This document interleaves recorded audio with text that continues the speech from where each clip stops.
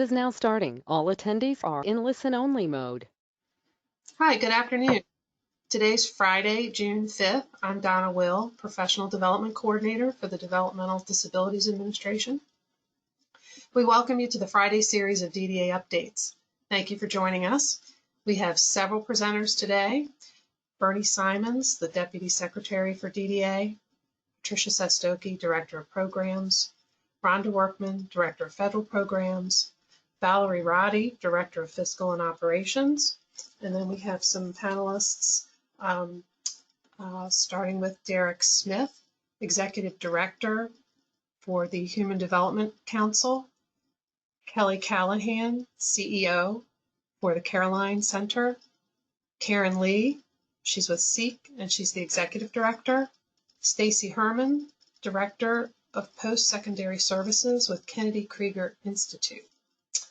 Before we begin, I'd like to go over a few things about the webinar. All participants are in listen-only mode. There's one option to listen to the webinar, and that's by computer.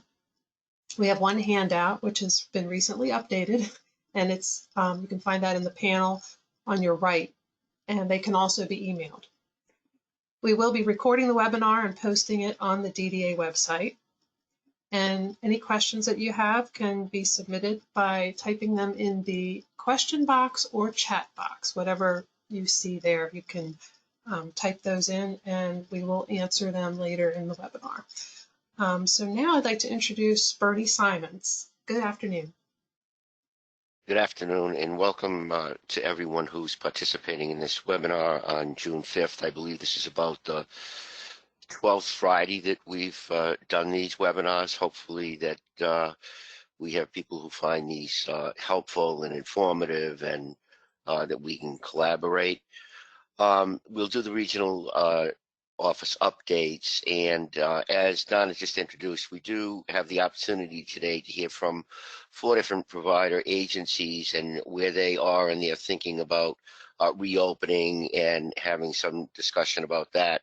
We know that we had this discussion a few weeks ago about taking a look at reopening and where we were and at what point that would happen.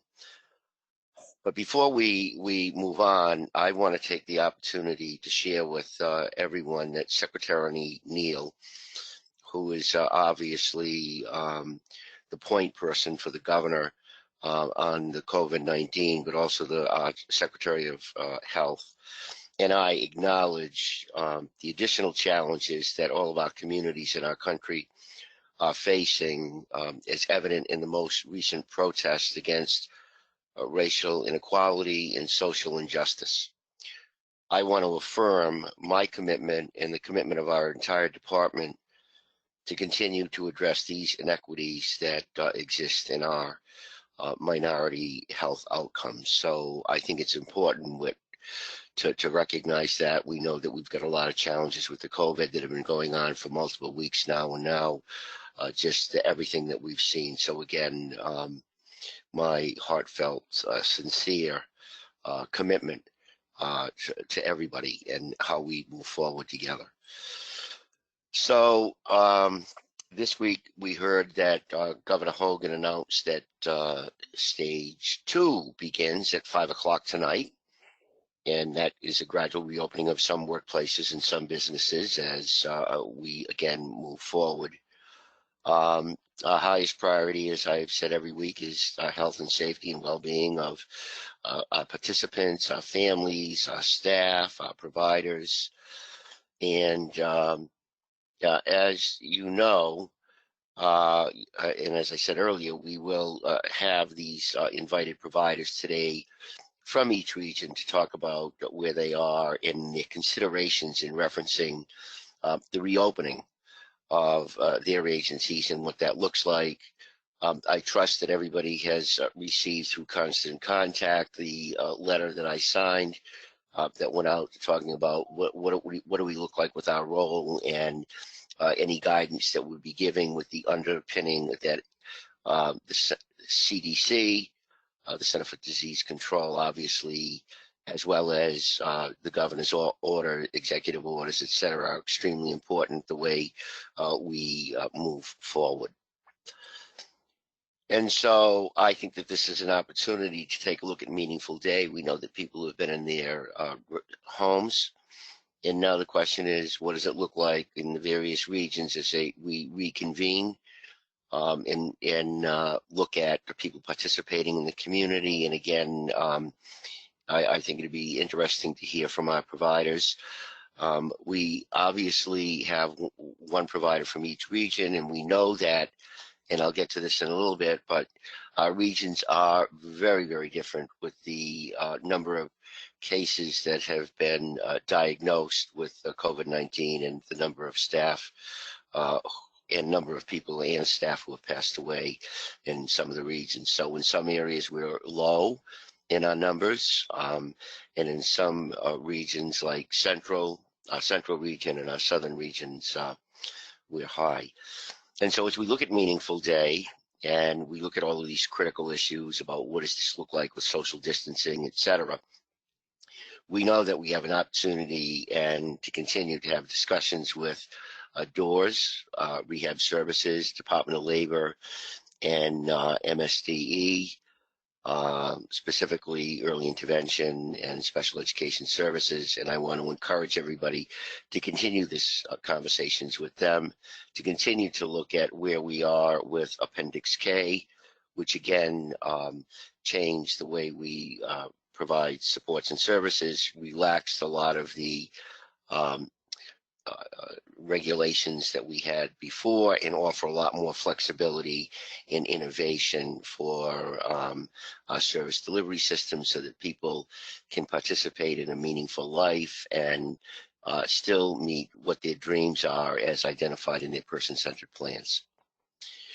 And so let me give you a little bit about the regional updates that we had just talked about. So we've been doing these numbers every week, and I can say that this is as of yesterday, June 4th, that in the South region, we have 196 confirmed cases. We have 59 that were negative, and then that there's one pending, and we have had 14 deaths of participants. In the East region, we've had 28 confirmed positive, 24 negative, no pending, and no deaths. In the Central region, we've had 122 confirmed positives, 129 negative, 17 pending, and 10 people who have passed away. In the West region, we've had 17 confirmed positive, 33 negative, 0 pending, and 2 deaths. And then when we look at our workforce, we obviously are concerned with the interaction that they have and where we are, and so they've been tested. And in the South region, we have 126 staff who have tested positive, and we've had 4 people pass away. We have had 18 in the West. We've had 49 staff in the East, and in Central, we have had 120 people test positive. And so you'll see on the next slide where we are with our participants. This number hasn't changed with 17,764, or the number of people who are basically in our 3 waivers. And what does that look like? And that 2% of that total population is tested positive. And that you can see also that the chart on the right will show the number of people who have tested positive. Now, recognize that that is week ending 5/29 that we had when we prepared these slides versus some of the numbers that I just gave you as of 6/4. The next slide obviously shows where we were with any increases, and from May 15th to May 29th, and that we did have an additional 6 participants pass away, unfortunately, of the, so you see it goes from 20 to 26, and we've gone up to 345 people who have tested positive. The pie chart on the right shows that we've had 26 participants, or about 7% of all of the people who have tested positive where we are. So again, that's during that time period as a snapshot. of where we are. I think it's unfortunate anytime we have to report that there's been either an increase in the number of tested people who have tested positive, or more dramatically, the number of people who have passed away is just heart-wrenching for families, participants who are housemates, staff. I mean, it's just a terrible thing that we're all going through in this pandemic, and hopefully we will be out from under this soon as we get into obviously the data that the governor made a decision on to go into stage 2 as we hopefully continue to get better in where we are. We will continue to share information and resources. We need to continue to collaborate and advocate on behalf of everybody that we support, our families, our staff, our providers, people in self-direction, the microboards, etc. And we need to have people thrive and do much better than what we currently are. I think everybody has done an outstanding, and I can't stress this enough, an outstanding job with providing supports with the staff, with families, with individuals, with everything that's happened in being able to basically spin on a dime from going in one direction and have the pandemic, and then have, you know, the concern that everybody had with the CDC and the executive orders around the country to be able to adapt. And, you know, I think it was important to recognize that the Appendix K was very helpful to us, that it gave us a lot of flexibility in the state when we got it approved by the Center for Medicare and Medicaid Services.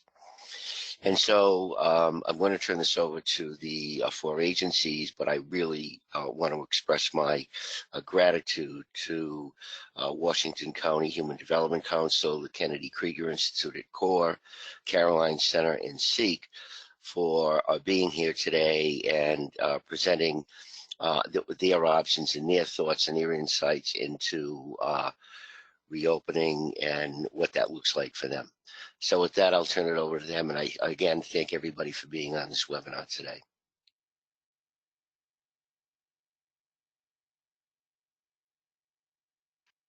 Good afternoon, everybody. I'm Derek Smith with the Washington County Human Development Council. I'm their executive director. And we are an agency that operates out of Hagerstown, Maryland, and provides meaningful day and residential services in Washington County and Frederick County.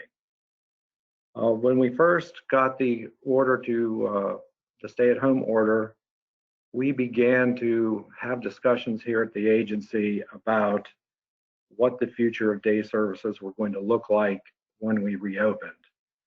And that discussion has been ongoing even till today. Next slide, please.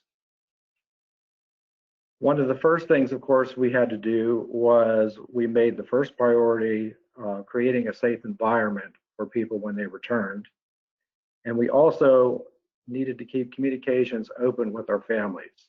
A lot of people get a lot of information, and some don't know what to believe and what not to believe.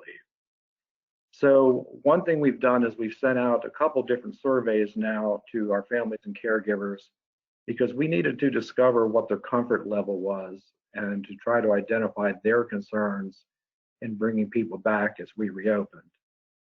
And as you might expect, the concerns were all over the place. There are many people that are very eager to come back. We did find some hesitancy in employment services with people going back to their community jobs. Many of our people lost their community jobs when this started. And we did find that there's still a lot of fear and anxiety among families and caregivers out there about bringing people back. We've had a few say, no, we're just going to wait until we think it's safe. So it was important for us to be able to identify those concerns as we developed our plan. We knew we needed to train our staff in new agency policies according to CDC recommendations. We needed to assess what our PPE and medical equipment inventories were, because we knew when we reopened the day program, we were going to need more. Of course, we had to update our policies to include COVID-19 procedures. And then we had to take a look at lowering the occupancy levels of our building to keep social distancing in our facilities. We have 2 centers, one in Frederick and one in Hagerstown.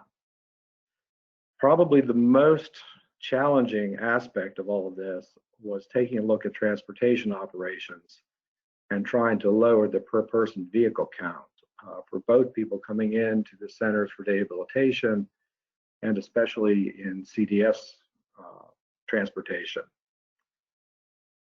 We tried to encourage families, and we still are trying to encourage families, that the safest method to transport anybody to the center is in their own personal vehicles. We did not send out any letters, but we've been working with families. However, most families have told us that they simply cannot do that for one reason or another, and they will still have to use our transportation service.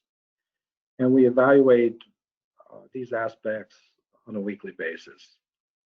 Now, HDC is in step 1. We came up with a step-by-step procedure. We wanted to start slow and continuously evaluate the process. And so we did start with providing remote day and employment services. We are continuing with that and will continue with that. We also have a courier service that is part of that, where we have taken our driving staff and they will go out and go to the community homes to deliver work materials, activities, something that just helps the families out right now. Now, we did decide that in step 1, we could bring in our own agency residents and keep them safe. So what we've done is we've taken an ALU and designated an area within the center for those people to come into. They come in for about 2.5 hours. They stay in a designated area. They do not go out of that designated area. So we felt that we were going to provide them some normalcy in getting back to the center. At the same time, we were keeping them as safe as if they stayed in the home because they weren't interacting even with other group homes in our agency. This has actually been working out very well, and everybody is very pleased with this.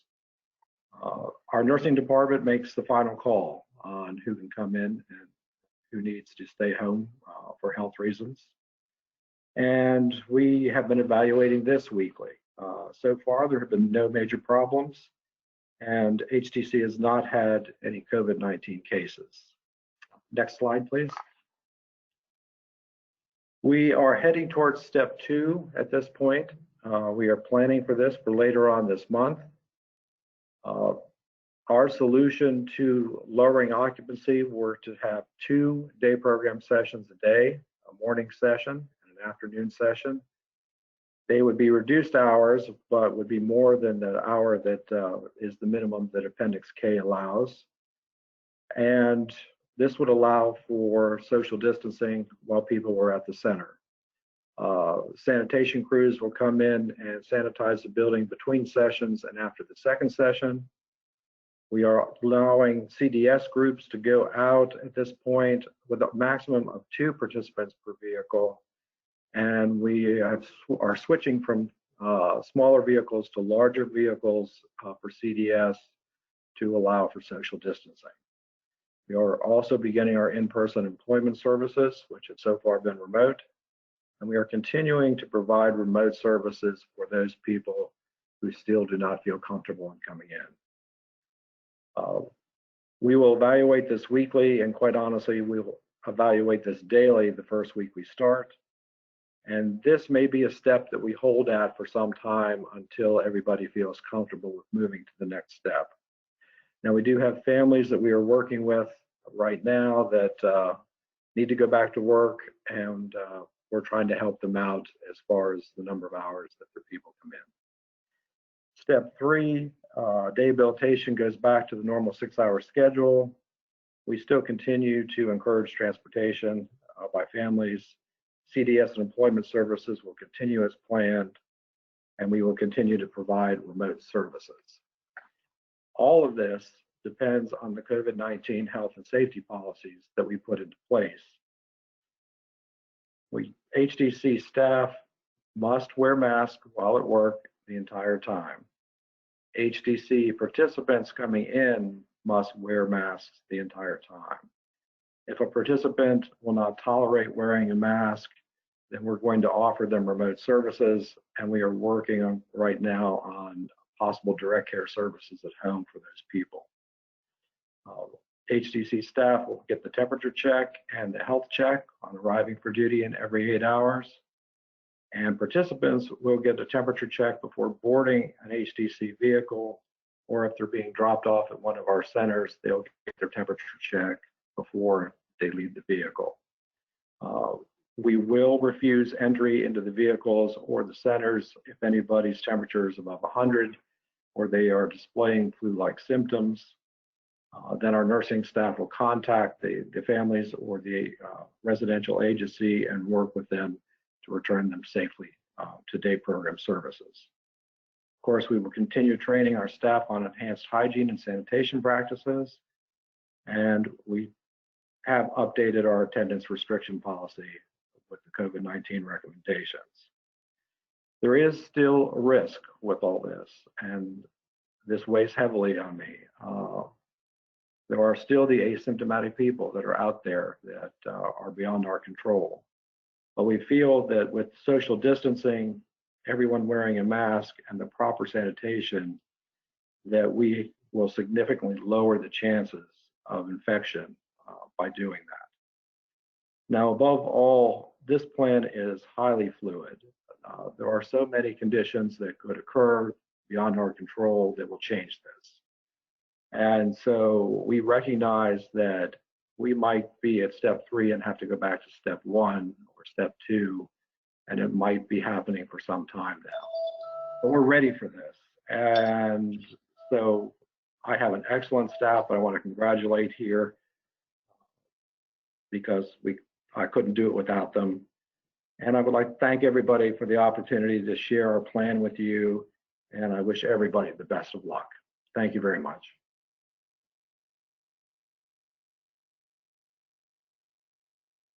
Good afternoon, everyone, and thank you, Deputy Secretary Simons and Patricia, for having us here today. I am Stacy Herman. I'm the Director of Post-Secondary Services at Kennedy Krieger Institute, which are Project Search, core foundations, and our neurodiversity work initiatives at the Institute.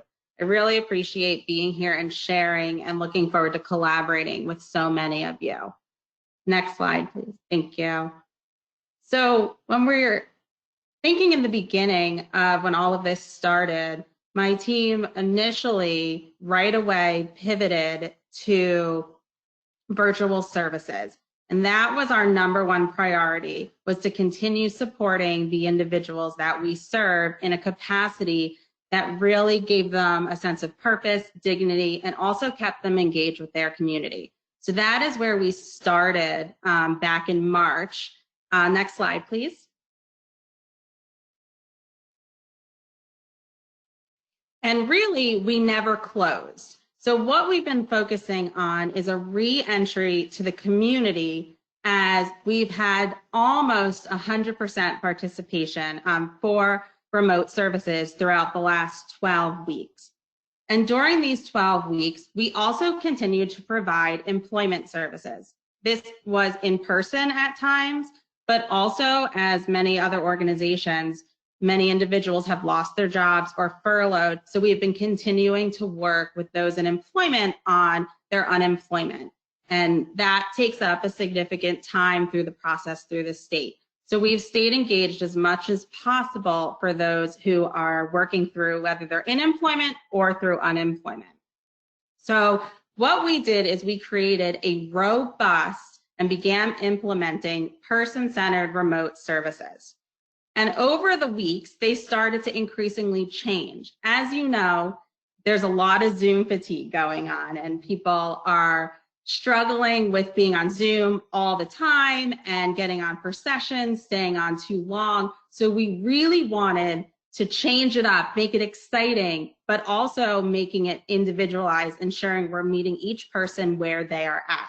So we started inviting guest speakers. We've had advocacy groups come, like People on the Go. We've worked with other agencies like SEEC, and our project search interns were able to meet and focus on social skills during that time. We've had nutritionists come. One of the challenges we have found during this time and concerns from families is that many of the individuals are home, they're not eating as healthy. So we've had multiple sessions focusing on healthy eating. We've had musical performances. I actually had to leave. One of our staff was doing playing the guitar and singing, and just really changing it up so everyone is engaged. We're also doing small group sizes, large group social lunch sessions, and then also allowing each person to focus on individual goals. We have also collected a lot of data during this time and surveyed our families, the individuals we support, to ensure that we're meeting their needs with remote services, but also what can we do better? Where are we going next? We know they're here to stay as we move into the next phases of our reentry plan. And also we may need to go back in the event, just like Derek had mentioned, it's very fluid to go between our stages.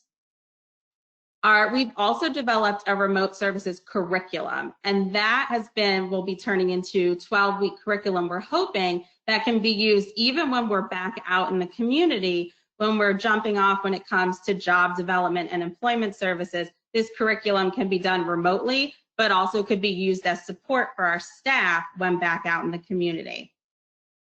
Our staff have engaged in trainings. This has been really crucial. There are so many free trainings out there right now. Our staff have become ACRE certified if they weren't. They're still taking the CESP exam, Griffith and Hammett, all these trainings. So we've really encouraged our staff to get out there, get these trainings. And those who have not been receiving the virtual services, we do a daily check-in throughout the day by text or email. We send videos, they send videos. So if the remote services wasn't a right fit for them, we've still ensured that there is a minimum of 2 daily check-ins a day. So one of the areas we've really heard about concern is when it comes to employment is the same as Derek, going back to their place of employment. They don't want to until there's a vaccine, but also on the other hand of, well, what jobs are going to be out there? I'm ready. I really want to be in employment. So we are seeing the spectrum of those and also returning back to the community.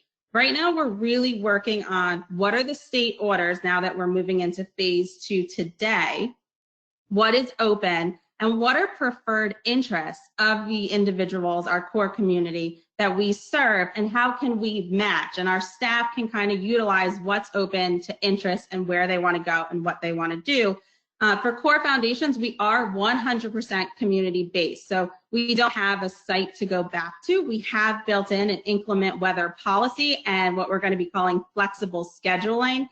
And to kind of move into our reentry plan, which is our hope in the next 2 weeks, to begin moving back into the community now that many of those locations or community locations are open and have been open, like parks, for 2 to 3 weeks, really focusing on being outdoors. We are having re-entry meetings with all of our community members and their family. We have a series of questions that we're asking that will support mask wearing, the temperature checks, contingency on inclement weather, transportation. I echo my colleague Derek. We also are encouraging that everyone is dropped off and picked up at a location.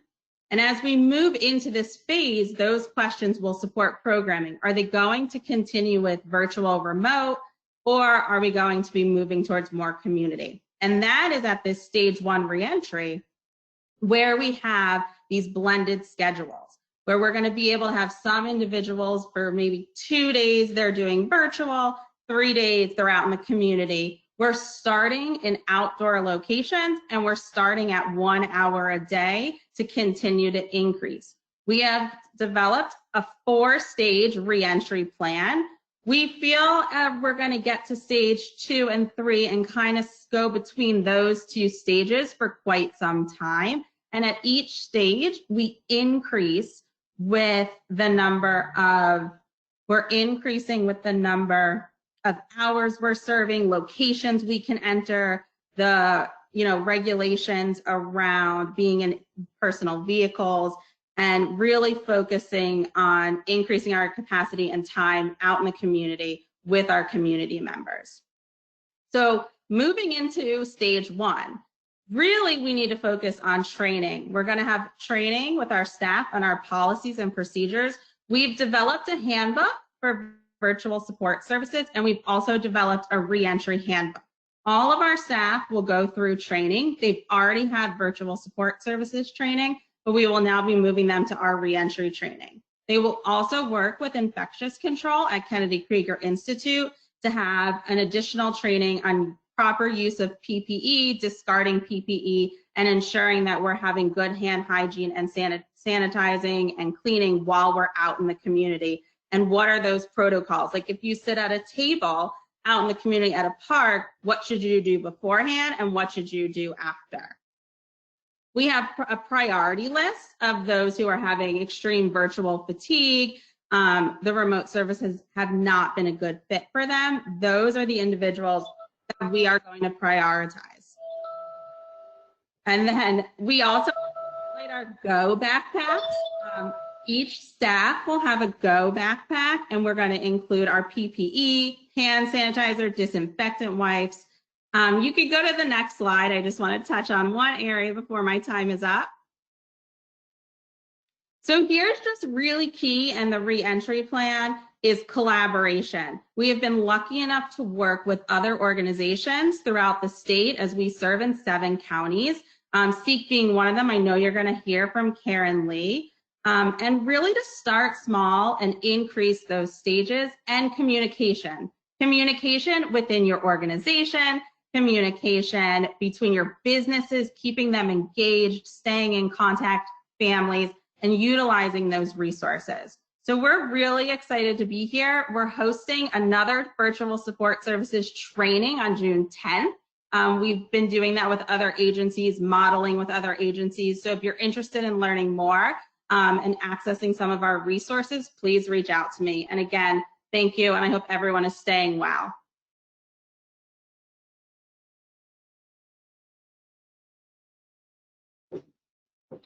Hey, good afternoon, everyone, and thank you for having me as a panelist today. When I speak in crowds, I usually rely on humor to help me relax, but last night I realized I will not know if anyone laughs. So I'm just going to take a breath and assume that at least some of you are laughing now.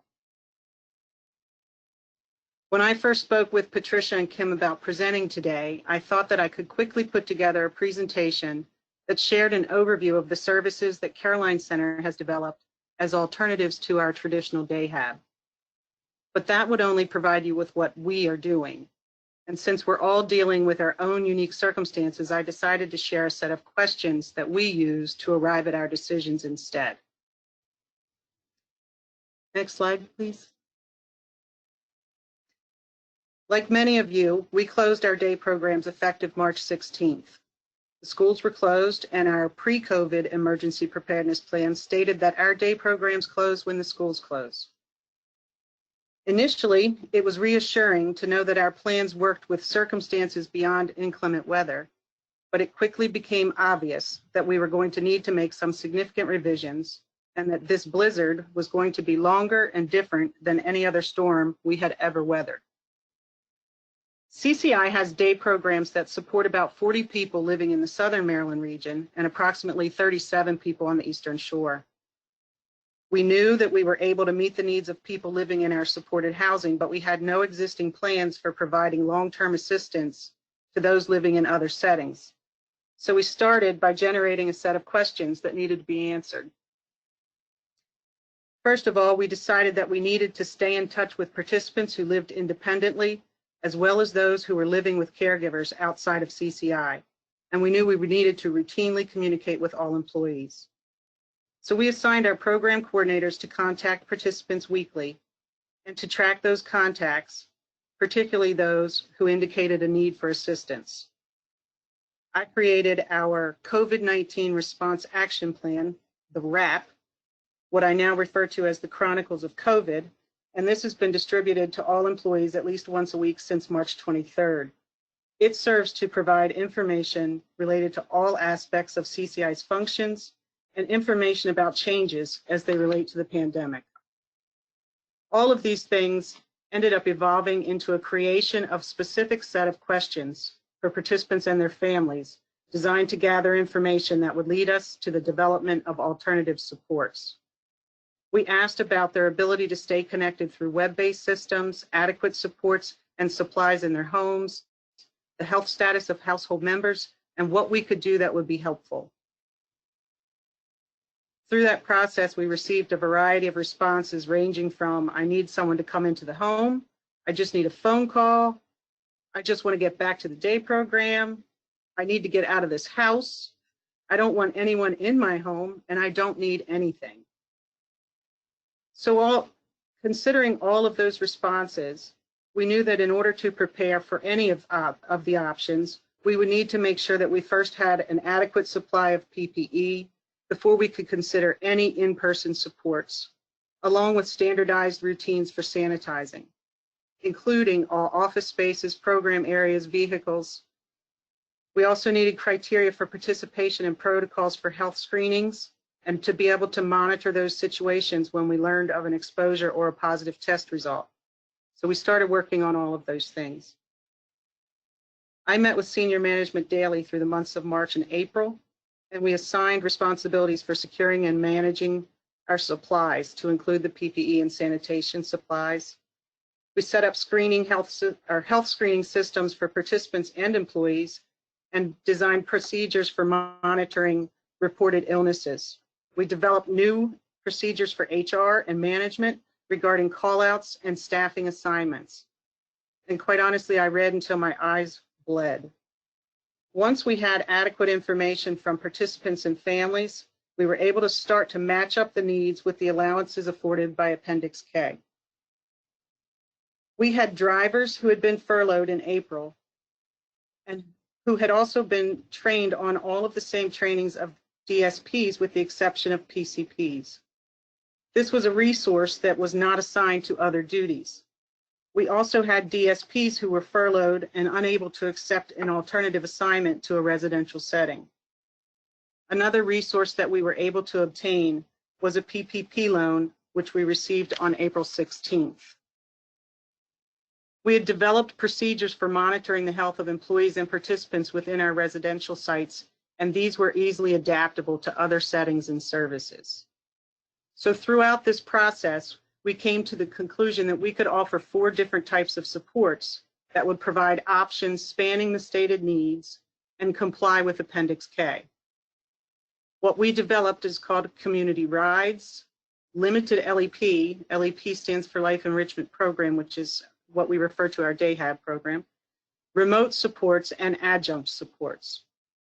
We developed procedures for each type of service and started talking with participants and their families during our weekly contacts, and shared all of this information throughout the process with employees. Next slide, please. So community rides, limited LEP, and remote supports are all provided by CCI employees. The first 2 are face-to-face direct care. In order to provide those direct care supports, we knew that we needed to be able to screen staff and participants. So we took existing tools and adapted screenings from other settings to make them work in the services that were going to require face-to-face supports. We also adapted our traditional day program calendars to provide direction to the drivers and the DSPs to ensure that services are being provided in a personally meaningful manner. We adapted the protocols used by HR to know when to exclude a participant and when to allow a participant to return to services. Our nursing staff monitor the reports of illnesses related to participants and their households, and HR monitors employees. We developed criteria for participation based on each type of service and considered group size limits for those activities that involve more than one participant. All of the face-to-face services include daily health screenings of participants and their household members and employees. We also considered the specific behavioral abilities, such as the ability to tolerate and comply with wearing a mask, practice safe distancing, comply with hand washing, and we also used the HCL scores and nursing input regarding underlying chronic conditions as additional criteria for participation. The criteria for participating in remote supports does not include all of the other safety measures related to face-to-face care. The participation in remote supports requires the a person to be interactive virtually and possession of the adequate technology required. Next slide, please. Lastly, we identified a need for adjunct supports for those participants who are at high risk, reluctant to re-engage through face-to-face supports, or unable to participate virtually. CCI made the decision to limit this opportunity to household members of participants based on the assumption that primary caregivers are not in need of additional training and already have personal knowledge of participants' goals. We knew that we did not have the manpower to conduct our routine screenings, but could quickly complete criminal background checks. We used the same criteria for results as those applied to employees. CCAI provides weekly activity calendars, again, an adaptation of our traditional calendar that provides options for the adjunct support provider. We adapted the service documentation forms that are used for remote supports to serve as documentation of the services delivered and established routines for submitting those documents. The service documentation form also serves as an invoice for payment. One of the challenges has been explaining all that is related to CCI's ability to offer these alternatives. Our program coordinators, our senior management, and myself have all been involved in the process of explaining the different service options and why we can offer these now and could not do so in the past and will not be able to do so in the future. Our consistent and early contacts has proven helpful in this process. And at this point, I just want to also say, much like Derek, how very proud I am of Caroline Center's response to this crisis and its ongoing commitment to ensuring the health and safety of everyone we support. Thank you.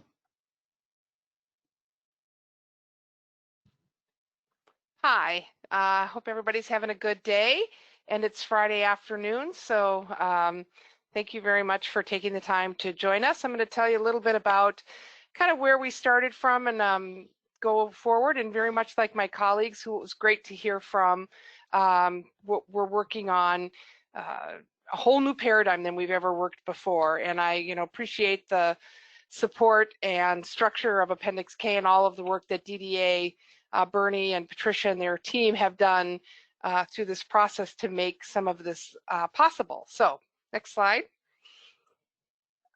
So just kind of historically, here's what happened to us. We closed a little bit earlier than most folks because the resources we were using in the community were closing.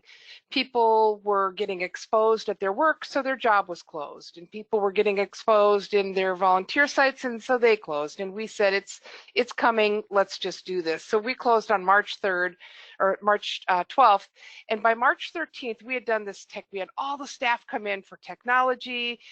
They had technology, but we wanted to make sure they know how to use it so we could do the virtual supports. We started developing curriculum. I mean, we were really felt like we were on top of it, and started off having lots of work and people getting excited about this new way of doing services, and people who've never worked from home working from home, and they had the technology. They had all the folks in our meaningful day supports had either laptops, or they all had iPhones. They had laptops or tablets they were working from. We started some really great business practices right away. We had central distribution of PPE and other kinds of cleaning supplies. We started daily staff calls. We had a morning huddle from 9 to 10 every morning with the team of people who were the senior management and the program directors. And I mean, we were really rolling along and really happy about what we were doing. We started getting masks a little earlier than other folks. We got so many we were able to share out with other colleagues in that state. And along comes the Appendix K, and it went from 30 days down to 18 days, and we were like, we should probably start looking a little closer at what we're doing. And that's when we realized we were maybe not doing as well as we thought we had been doing. So next slide, please. What we found was that we had thought we probably had 50–60% of the people we supported were doing some virtual supports. And by the way, we support about 400 people every day through employment or meaningful day supports, and then 24-hour supports for people in their own homes or with their families. So it's a pretty big number of people that we're looking at. And what we found out was that we were really actually only doing about 20% supports. As Stacy said, we have 4 project searches, and those young adults had to have supports every day. So they were getting supports every day. We also have a partnership with DC Public Schools, so we were still seeing those students every day through some virtual work. And they were all pretty prepared because they already had their technology before they left. And what we found was that about 50% of the staff who had technology either didn't know how to use it, didn't have a cord, had lost it a year ago, and we didn't know that they had lost it. And so we thought that they were meeting on a regular basis and found out that somebody's phone wasn't working, so they didn't have a hotspot, and as a result, that team wasn't working. So we really took stock right around mid-April or so and realized we needed to get ourselves back together. And we did have the basis of some really great stuff going on. There were a bunch of people who were getting daily supports. We had this curriculum that anybody can access, by the way, on our website. If you go to our website under news, there's a COVID section, and we have a curriculum. I think we put 5 up at a time, and it's a really great curriculum. People around the country are using it now. So we really had to put a plan in place. Is how are we going to do this well? Because this is our new future. This is the reality. So we ordered laptops. We found some great locations to order laptops for staff. We brought those tablets in that they had been using and redeployed them, cleaned them up and redeployed them. We found that a lot of people did not have the technology skills to do it, so we created a training for staff, and they were coming in like 4 or 5 people at a time and picking up their technology and getting some basic training. We started a whole bunch of work around staff learning how to do technology and do the supports, accessing other things. So we really created a great tool, some great tools at that point. And we started to set some goals at that point as well. So we started at about 20%, and our goal was to get up to, by July 1st, to get up to 100% of the people receiving some kind of support, either face-to-face support or virtual support. And we're on our way. We're not all the way there. We're on our way. You want to advance the slide? But the first thing we really needed to do was we needed to do an assessment to find out 2 things. Number one, what technology do people we support and the staff have, and what technology do they know how to use and have access to use?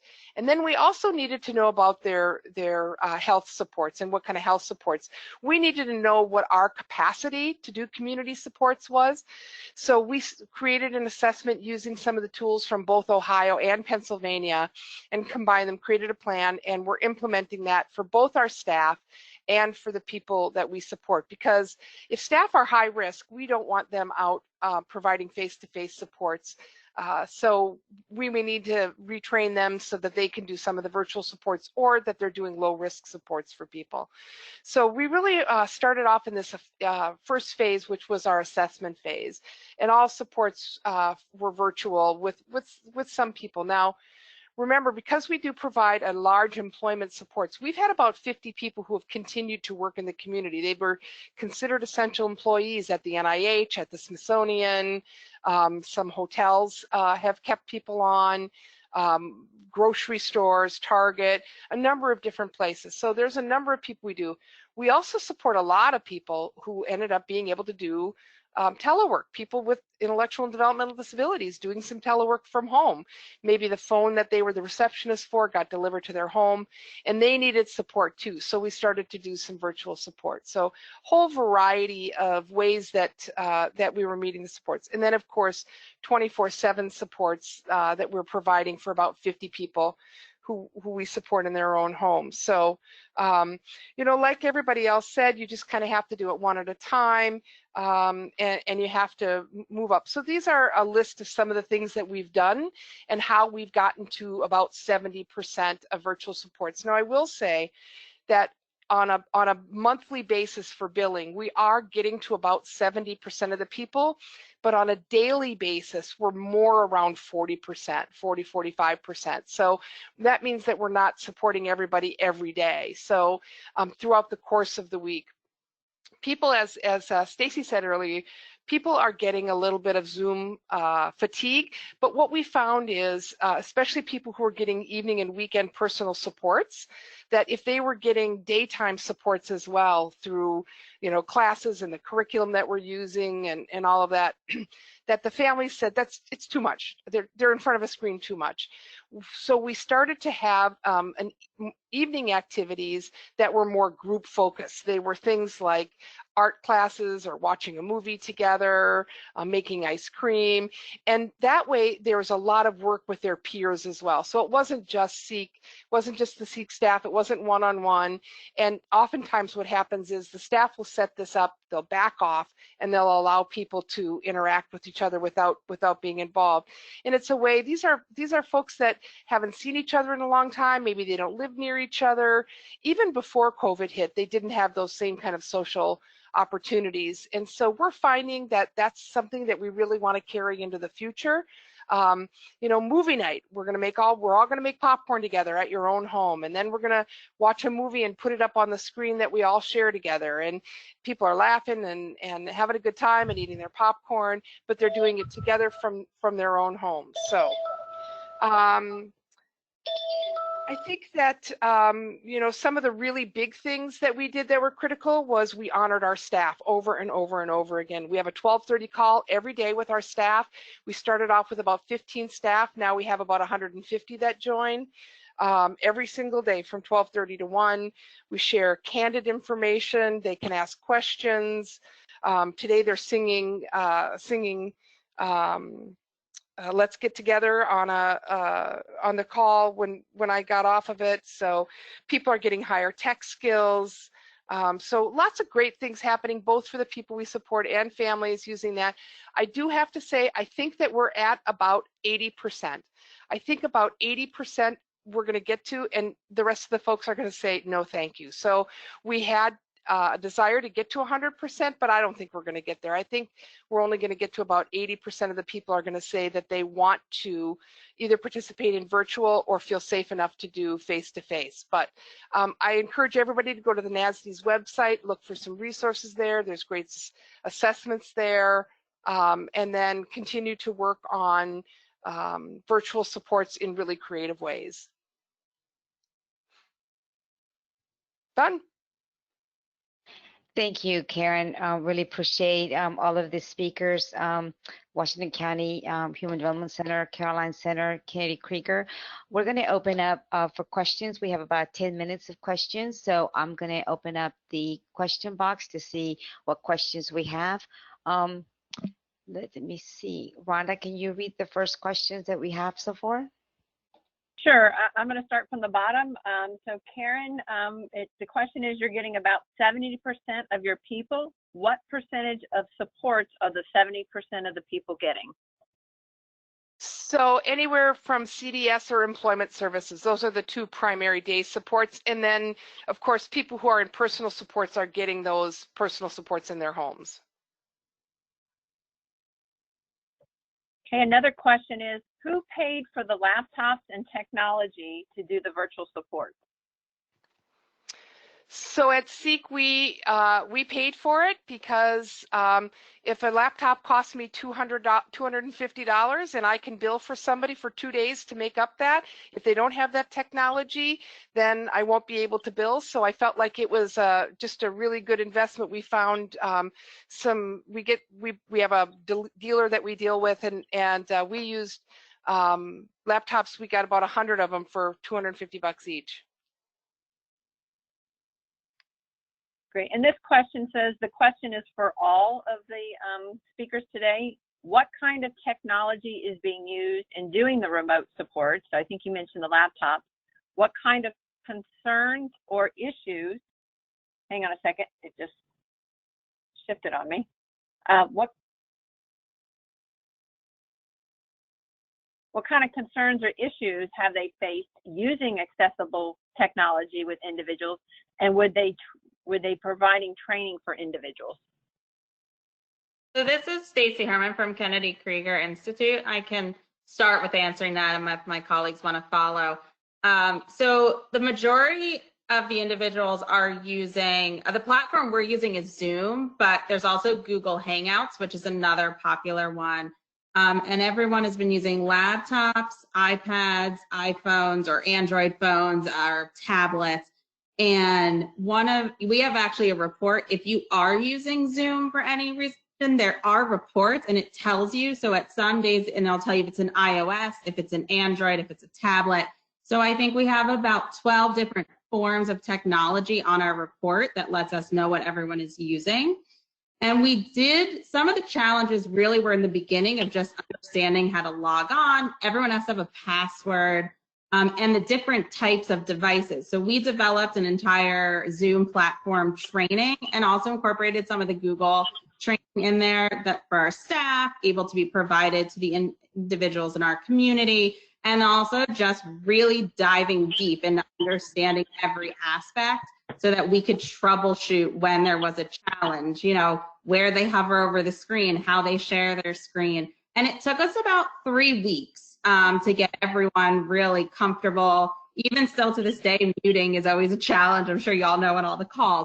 So really just allowing time for that, allowing time for families. We also send out daily or weekly schedules to everyone in our community on Fridays. It's a full, actually 6-hour schedule with activities to cover their entire day. And there are links for all the activities, and they consist of independent living, virtual activities, and we put all of the Zoom links in that schedule for them to access for the week. Thanks, Stacy. Great, thank you. There's another. Let me read this one, Rhonda. It's about how are the changes in program schedules impacting families' ability to go to work, or are most families not going to work yet? And I guess the question is, how are people managing the family nuclear support and also going in and doing virtual supports? Can any of you guys who are dealing with this address this? This is Karen, and I would say that there are people who we have not stopped providing face-to-face supports with, but we have really mitigated the number of people that staff works with face-to-face. So there are a couple families who said, I'm working from home, my husband's working from home. If we don't have some support in our house, we absolutely cannot work. And their son got intensive supports during this time. So there are people that we are doing some face-to-face supports with. That we haven't stopped with, and some that, but the work is a challenge for families, I know. I'll just add on to what you said. This is Stacy again. We've actually had parents share with us that the virtual services have been respite for them and that they are able to get their work done. And this includes for some of the individuals we support with more significant needs, including devices and behavioral supports. I will say in the beginning, those who have some behaviors, it took time. We were on for 10 minutes, then we were on for 20 minutes, and it took us time. It wasn't all perfect in the beginning, and working through those challenges and having constant communication with community members and their families to be able to really get where we are now 12 weeks in. Great, and this is due to the time, this will be our last question. This question is for Derek. Who is taking the individual's temperature before getting onto the van? Is it the van driver or program staff or the family? We have had our nursing staff train drivers and the direct care professionals to do that, because we feel it needs to be addressed at those primary points before they get into the center and have the chance of infecting anybody else. Thank you, Derek. I think we'll be respectful of folks' time. We do value what you have to say. If you have some specific questions to Kelly or Derek or Stacy or Karen, you can add them. We will populate this and send it to them, and then we will be responding, make sure we share this on our website. So it is 2 o'clock. I really do appreciate all of you, our Deputy Secretary's leadership in really allowing this platform for us to continue. And thank you. Be safe, stay well. Thank you. Thank you.